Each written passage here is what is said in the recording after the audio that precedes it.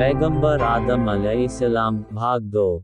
अब तक हमने जाना कि पैगंबर आदम अलैहिस्सलाम से पहले क्या था, उनकी की पैदाइश कैसे हुई, उन्हें जन्नत में भेजा गया और इब्लिस ने उन्हें बहकाया, फिर उन्हें ज़मीन पर उतारा गया। अब हम जानेंगे हजरत आदम अलैहिस्सलाम को ज़मीन पर उतारे जाने के बाद के वाक़ियात।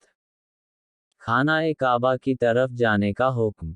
हजरत आदम अलैहिस्सलाम हिंद में एक पहाड़ की चोटी की तरफ उतारा गया। फिर वो पहाड़ से नीचे ज़मीन पर आए और ज़मीन की तरफ देखा तो दूर तक फैली हुई ज़मीन के अलावा कुछ नज़र न आया, तो वो कहने लगे, ऐ मेरे रब, क्या मेरे सिवा आपकी ज़मीन को आबाद करने वाला कोई नहीं?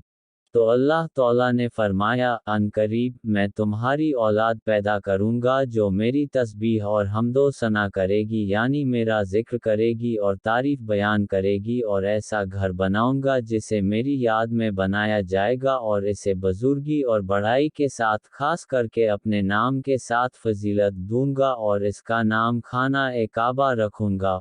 और कहा, जब तक तुम जिंदा रहोगे इसे आबाद करोगे, इसके बाद तुम्हारी औलाद में से बहुत से नबी, उम्मतें और कौमें होंगी जो हर ज़माने में इसे आबाद करेंगी। फिर आदम अलैहिस्सलाम को हुक्म दिया कि वह खाना-ए काबा जाएं और इसका तवाफ करें, जैसे कि अर्श पर फरिश्तों को करते देखा है। उस वक्त काबा एक याकूत या मोती की शक्ल में था।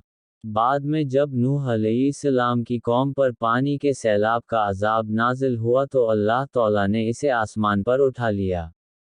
उसके बाद अल्लाह तौला ने इब्राहीम अलैहिस्सलाम को खाना-ए काबा को दोबारा तामीर करने का हुक्म दिया। रिवायत है कि आदम अलैहिस्सलाम खाना-ए काबा पहुंचकर इसका तवाफ किया और हज के सब अरकान अदा किए। फिर अराफात के मैदान में आदम अलैहिस्सलाम हव्वा अलैहिस्सलाम से मिले, दोनों एक दूसरे को पहचान गए और मुज़दलिफ़ा में एक दूसरे के करीब हुए। फिर दोनों हिंद की तरफ रवाना हुए। हजरत आदम अलैहिस्सलाम की औलाद हव्वा अलैहिस्सलाम ने 20 विलादत प्रेगनेंसी में 40 बच्चों को पैदा किया। इसमें से कुछ के नाम ये हैं। बेटों के नाम काबिल, हाबिल, शीश अलैहिस्सलाम, आबाद, बालिग, असानी, तूबा, बनान, शबूबा, हय्यान, जराबीस, हज़र, यहूद, संदल, बारुक। बेटियों के नाम क्लीहा, अक्लीमा, लियुजा, अशूज, खरूरता। हर बार जुड़वा बच्चे पैदा होते थे, अक लड़का और अक लड़की।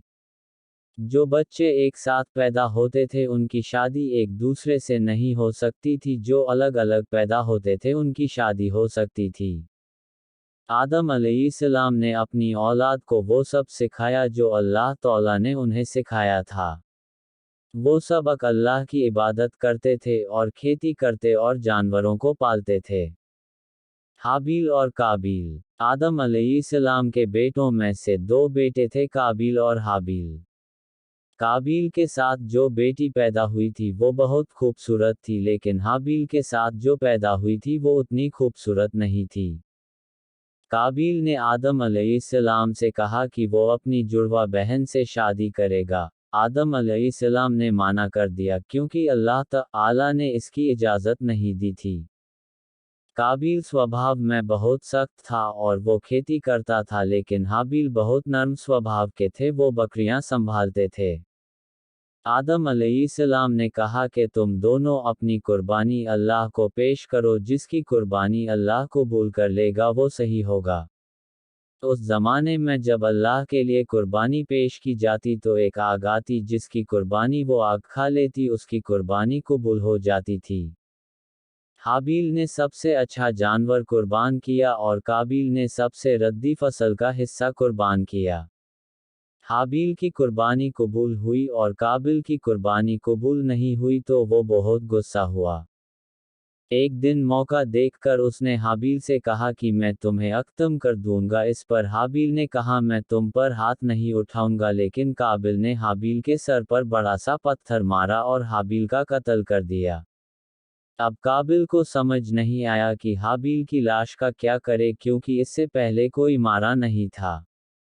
तब अल्लाह ताला ने 2 कौवे को भेजा, उन्होंने लड़ाई की और एक ने दूसरे को मार डाला।